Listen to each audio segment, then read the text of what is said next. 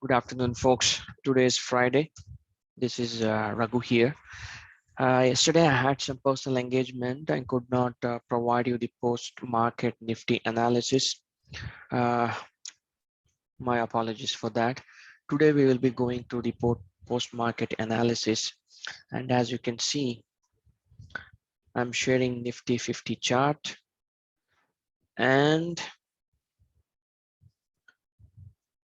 let's start how the market unwinded in front of us and what were the possible areas where we could have picked up the signal to trade today. And also, if time permits, we'll go through how the Monday's market would unwind. Otherwise, we'll just stick to the Nifty analysis today.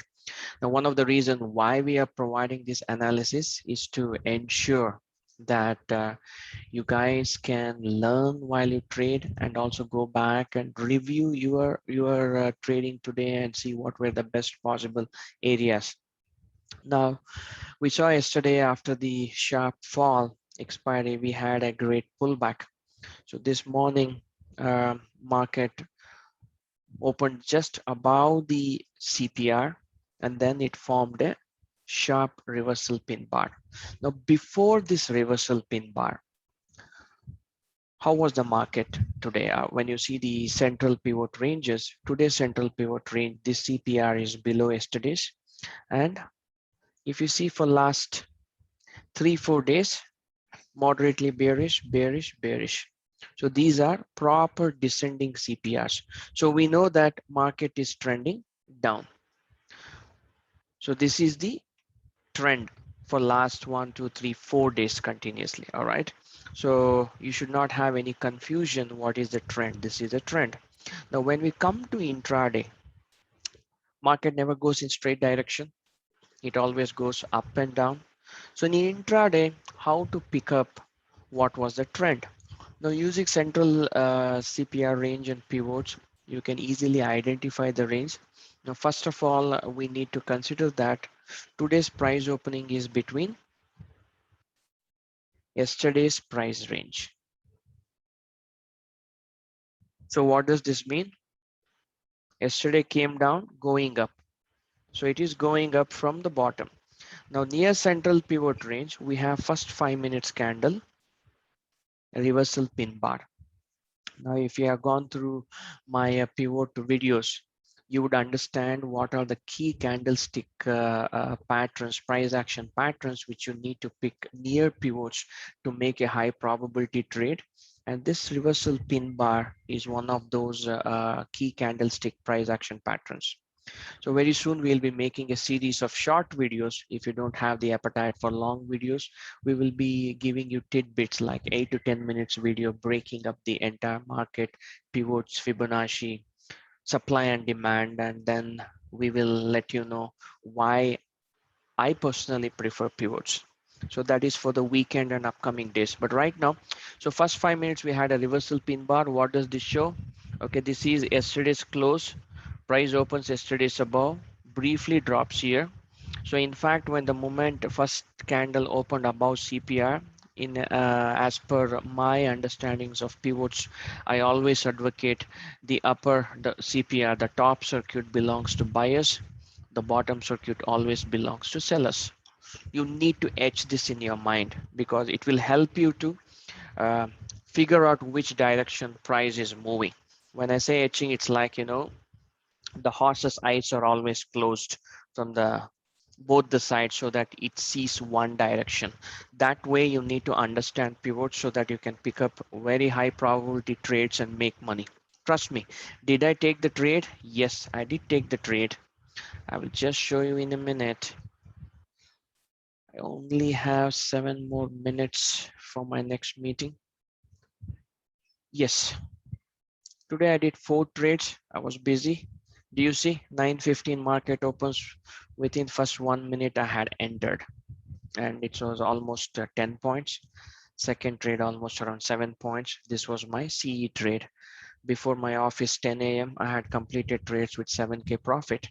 So what was the reason I took the trade? The main reason was this was a Reversal pin bar indicating strong bullish candle. From till here, I had exited my first trade. After that, we had a pin bar. But eventually, even if you enter on top of the first pin bar, your stop loss should be below the pin bar. And trust me, whenever you see these kinds of pin bar originating from a support, resistance, pivots, Fibonacci, or any key levels, so it always yields a very high probability trade. Understand it should not be sideway market. Do you see sideway from here? When you see this is a reversal pin bar, this indicates continuation of the trend from yesterday where it left from 2:25 p.m. yesterday. So it came here. Now, when you see one of my favorite trading methods to spot within pivots is to identify the selling areas. These are all selling areas yesterday, right? Yesterday we had a sharp fall from top, but still within this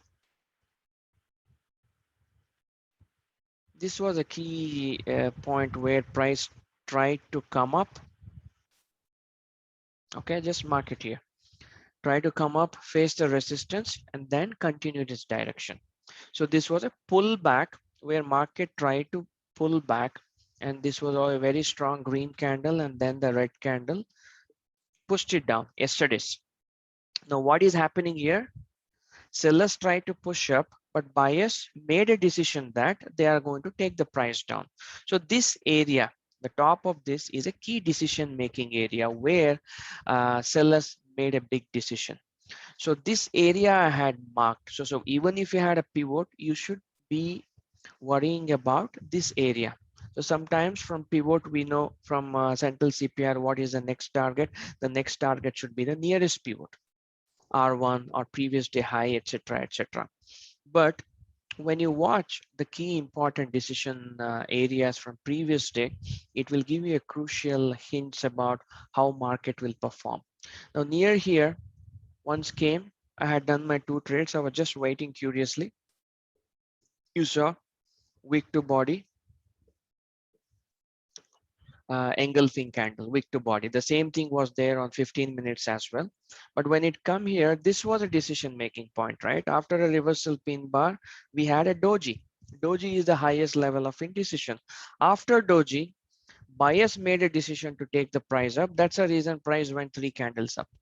So when you get this wick to engulfing candle, especially above CPR, and since yesterday morning we are trending up, so you have to wait for the low of the candle to break, or at least the key decision making points, especially this doji.